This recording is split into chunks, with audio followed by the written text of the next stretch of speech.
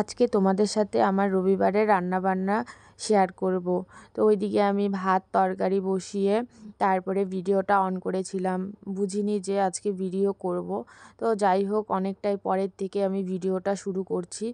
তো আজকে বাবা নিয়ে আসছিল মাছের মাথা আর নিয়ে আসছিল চিকেন। তো রবিবারের দিনে সবারই বাড়িতে একটু ভালো মন্দই রান্না করা হয়।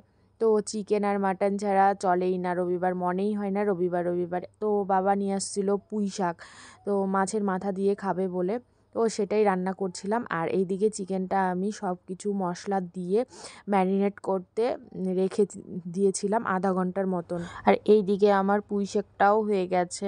এখন আমি এই পুঁই শাকটাকে নামিয়ে তারপরে তাড়াতাড়ি করে মাংসটা বসিয়ে দেব।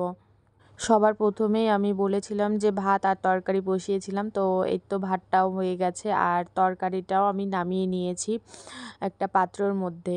তো এই দিক দিয়ে তাড়াতাড়ি করে কড়াই বসিয়ে দিলাম মাংস রান্না করার জন্য। এদিক দিয়ে দেরিও হয়ে গেছে। মাংসটা ম্যারিনেট করে রেখেছিলাম, আদা রসুন পেস্ট, একটু লেবু, হলুদ, লবণ আর সরষের তেল দিয়ে ম্যারিনেট করে আধা ঘন্টার মতন রেখে দিয়েছিলাম। আজকে মাংসটা একটু অন্য স্টাইলে রান্না করব, সব কিছুই গোটা গোটা মশলা দিয়ে রান্না করব। তো এদিক দিয়ে আমি তার সাথে মানে গোটা মশলা দিয়ে নিচ্ছি। এলাচ দিয়েছি 3টে, গোটা জিরে আর হলো গরম মশলা দিয়ে নেড়ে চেড়ে বসিয়ে দেব। আর তার সাথে মানে দিয়েছিলাম ধনের গুঁড়ো। তো এদিক দিয়ে আমি ধনের গুঁড়ো 1 চামচ থেকে একটু বেশি দিয়েছিলাম। তো একটু নেড়ে চেড়ে তারপরে ঢাকা দিয়ে রাখবো যতক্ষণ না জল বেরোচ্ছে আমি মাংসটার থেকে। তারপরে একটুখানি এই তো লঙ্কার গুঁড়োও দিয়ে নিচ্ছি। এই লঙ্কার গুঁড়োটা দেওয়ার পরে মানে যে কোনো তরকারিতে কালারটা খুব সুন্দর আসে, তাই এই লঙ্কার গুঁড়োটা বেশি মানে অন্য তরকারিতে আমি দেই না, এই মাংসটার মধ্যে একটু দেই কালার আসার জন্য। তো একটু নেড়ে চেড়ে এখন ঢাকা দিয়ে রাখবো যতক্ষণ না জল বেরোচ্ছে মাংসটার থেকে। তার মধ্যে আমার দাদা আসছিল সেই সময়, এটা আমার মামাতো দাদা হয়, আমাদের নেমন্তন্ন দেওয়ার জন্য আসছিল। ওরা ঘর বানাচ্ছে, তো ছাদ ঢালাইয়ের কাজ হবে তো সোমবার দিন। তো বলছিল যে আমার এই ভিডিও করছিস এটা আবার আপলোড করবি, তো হাসাহাসি করছিলাম। এদিকে এসে দেখি যে জল বেরিয়ে গেছে মাংসটার থেকে। তো খুব সুন্দর একটা ফ্লেভার বেরোচ্ছিল মাংসটার থেকে, আর যেরকম সুন্দর কালার হয়েছিল এইখানে বোঝা যাচ্ছে না সেরকম, তো কালারটা দারুণ এসেছিল। তো এদিক দিয়ে আমি নেড়ে চেড়ে আবার একটুখানি মানে মিট মশলা দিয়ে নেব। মিট মশলা আমি সবসময় মাংস তরকারিতে দেই না, তো আজকে যেহেতু সব গোটা মশলা দিচ্ছি তাই একটুখানি মিট মশলাও দিয়ে নিলাম। তো মিট মশলাটা দিয়ে আবার ঢেকে দেব। মিট মশলাটা দেওয়ার কিছুক্ষণ পরে মনে পড়লো যে এটাতে তো আলুই দেওয়া হয়নি।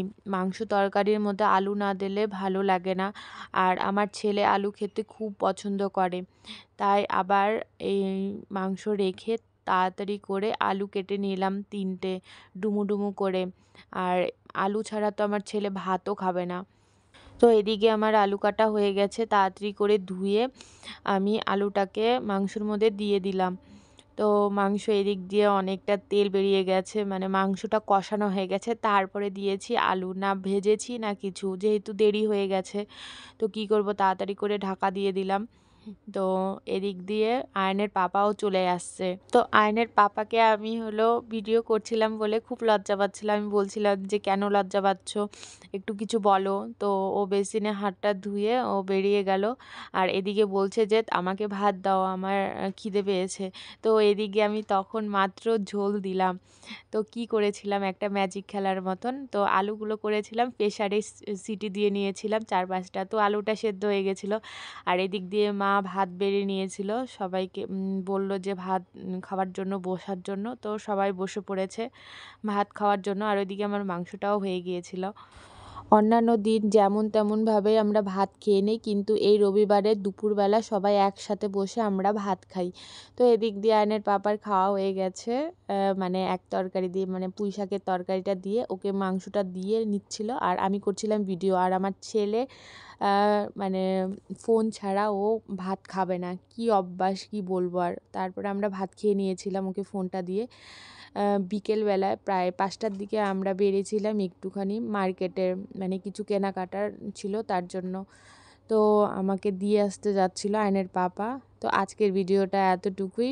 তোমাদের ভালো লাগলে একটা লাইক কমেন্ট শেয়ার করে দিও। আজকের জন্য টাটা।